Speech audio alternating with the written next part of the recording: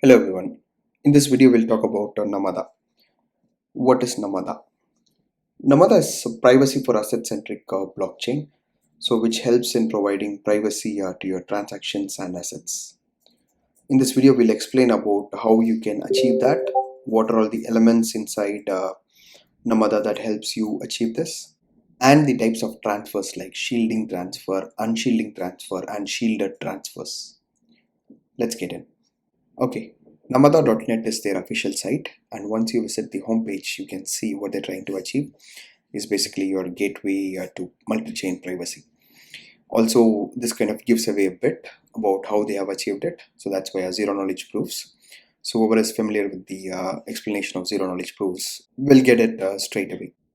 If you scroll down a bit, you will learn more about Namada. The main thing that catches my eye is basically modular privacy. So you don't have to kind of structurally design or alter your blockchains. You can just fit in retrospectively without any problems. It can be an asset or it can be an entire blockchain. So that is how easy it is to kind of integrate with Namada. So to begin with, I think they are having only IBC and probably the Ethereum ecosystem. Rest of the assets and the ecosystems will come in later. Also, you can see about what's a unified shielding set and how they offer a private DeFi via shielded actions. Then there is an Ethereum bridge that they have developed so that you don't have to rely on an external bridge to kind of transfer your assets into Namada. Okay, first let's talk about the different types of wallet. There are two different wallets. One is the normal wallet and the shielded wallet. So with Namada, you will be able to create your wallet in two ways. The first one is the one that is familiar with the app chain world, where you will be creating a wallet with the mnemonics. So you'll be given a list of words that you'll have to save, and then you are given with the wallet address. The other way is basically with MASP, which is kind of developed by Namada. To explain how you create an address or a wallet with MASP, I want you to take a look at these two pictures. One is where you create your password to a user interface, maybe a bank. Then a back office team who has some sort of credentials to access your account, but only view only. They can't do anything more. So both of these can be similar to what we do with Namada, but it has different names. Your password is called as a spending key, and the view only access for the back office team, or it could be you as well, just for view only purposes. We call it as the viewing key. As the name suggests, both of this has different set of functionalities. With spending key, you can consider it to be like an admin, where you can do whatever you want. Without spending key, basically you won't be able to see anything at all. The whole idea of privacy is based upon this. I'll explain how it works, but for now you can imagine without spending key, you won't have any sort of mapping or any sort of address with MASP. The next thing is viewing key. With viewing key, you will be able to just view. You can create a payment address with both spending key and viewing key. You can also list all the accounts that is associated with your spending key and viewing key as well. Alright, so this kind of gives us a good segue into what is a payment address. An important thing to note so far is both of your spending key and viewing key cannot hold any assets. You need a payment address to hold your assets. So that's where payment address comes into picture. So what's a payment address? So far what we have seen is we have created a spending key and a viewing key, but we never have created an account which will hold any sort of assets like this. So with your bank credentials, you can have as many accounts as possible. Similarly, with your spending key and viewing key, you can create as many accounts as you want. That is what we call it as the payment address. Now let's take a look at how we can create addresses with the Namada client. Now let's take a look at how we can create a spending key. I have already installed the binaries that is needed. The command that is needed is namada w masp. Gen key is the actual keyword, then the name for the spending key. So we'll give it as a demo underscore sp. Sp is basically spending key so that we can easily recollect. Then it'll ask for a password. So give a password that you remember. You'll have to enter again. So then you will straight away get a command saying that okay, when you have successfully added a spending key with the local wallet that is on your server. Now the next step is to kind of create the payment address. So as I explained earlier, payment address can be linked to the spending key, and you can create as many as you want. So we'll create a three different payment address for the same spending key. The command for that is namada masp gen address. Then after that you have to give your key. Your key is basically what you created previously, that is demo underscore sp. That's your spending key. You can also create with the viewing key. So we'll come to viewing key in a bit. Then again you have to give the name at what is the name of the payment address that you want to create. So demo underscore pay underscore one. So let's create this.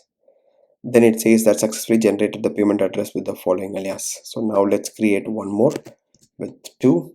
Then again we'll create one more 3. So what we have done is basically created a spending key, and we have created 3 different payment addresses.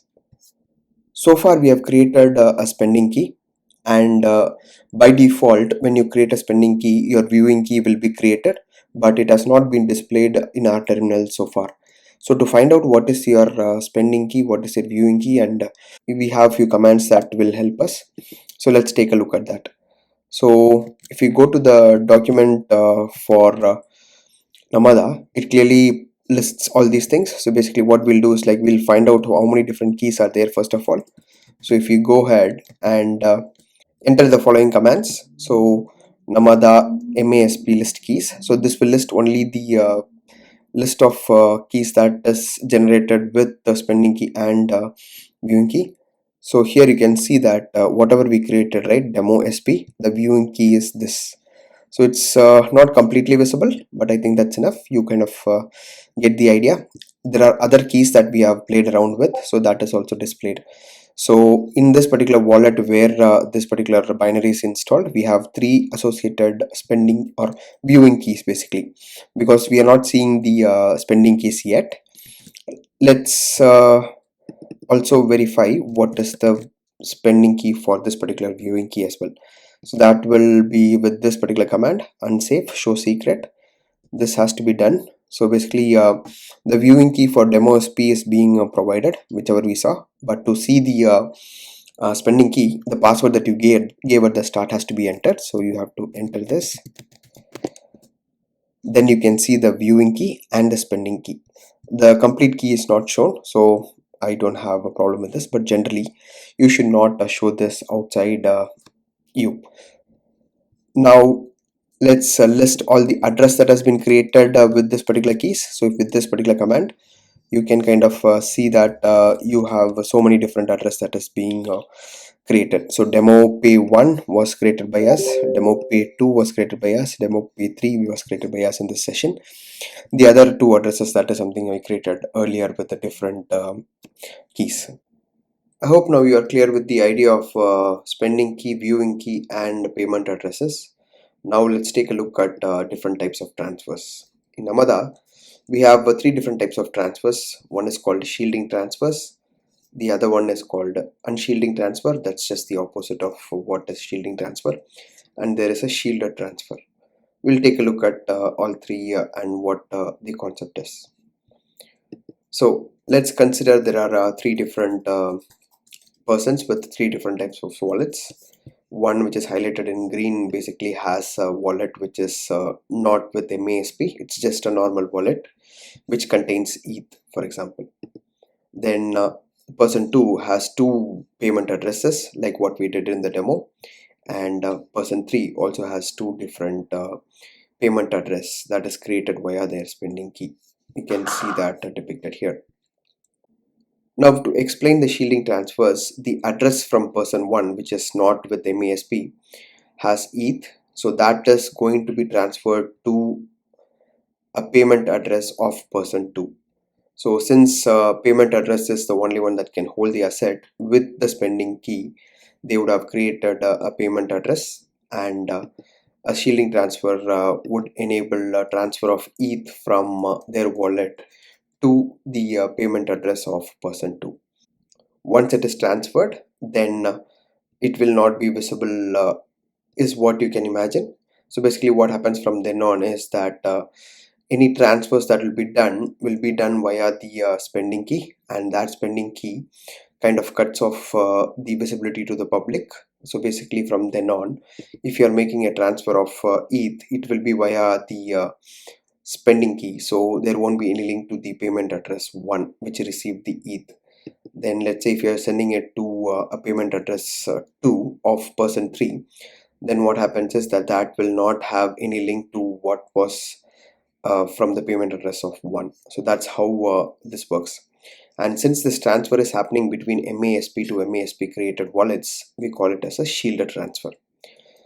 So now what happens is that ETH is basically present in the payment address 2 of person 3.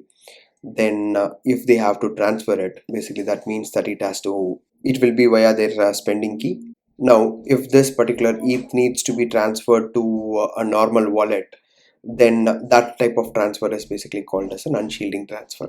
What happens there would be via the spending key of person 2, it will be transferred to the normal wallet of person 1. So this is how Namada establishes privacy with the help of a spending key, viewing key, and payment addresses. Now person 1 can again transfer to person 2, and person 2 can create as many payment addresses they want. So now if they want to transfer, they can transfer to payment address number 2. So that way there is no single link, and your transactions can't be seen by public people. So now if you have the spending key or the viewing key, then you would be able to figure out okay, these are all the payment keys that is linked to this particular person. So that is why it's kind of a private to you, and that's how privacy is achieved. Now let's take a look at the commands, so that's even more clearer.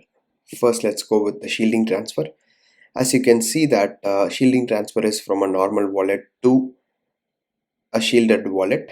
So you have the source address, so that is basically your normal wallet, and the target is basically your payment address that was created via the spending key or the viewing key, then the token that you want to send and the amount you want to send.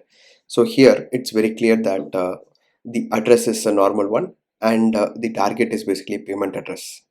So that's why we call it as a shielding transfer. Now let's talk about unshielding transfers. Here the token is present inside the payment address, which is controlled by the spending key. So you can see that the source is basically your spending key alias. You cannot do that with your viewing key. It has to be your spending key. Then the target is basically some transparent address, so that can be your normal wallet address, and rest of the thing is basically what you want to kind of unshield. You don't have to expose basically what is your total balance or whatever it is. You can just give a partly amount or whatever it is. So that is how the unshielding transfer will be done.